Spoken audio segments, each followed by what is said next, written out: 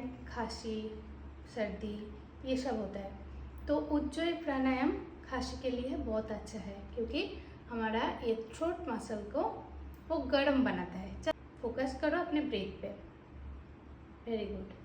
चलो नाक से सांस लेना है, और जब सांस अंदर जाएगा तो आपका थ्रोट को कॉन्ट्रैक्ट करो। ऐसे फील करो कि इधर लाव होके, हाँ, घसीट के वो सांस अंदर जा रहा है। और जब सांस छोड़ोगे सेम एज इधर को कॉन्ट्रैक्ट करके आप सांस को बाहर निकालो। देखो कैसे कर रही हूँ, देखो मैं सांस ले रही हूँ नाक से, मुख से नहीं, ठीक है। ओके, सांस लिया, अभी सांस छोड़ोगे। देखो এখানে যে কফ জমা আছে ওটা নরম হয়ে যাবে এবং উঠে বেরিয়ে আসবে।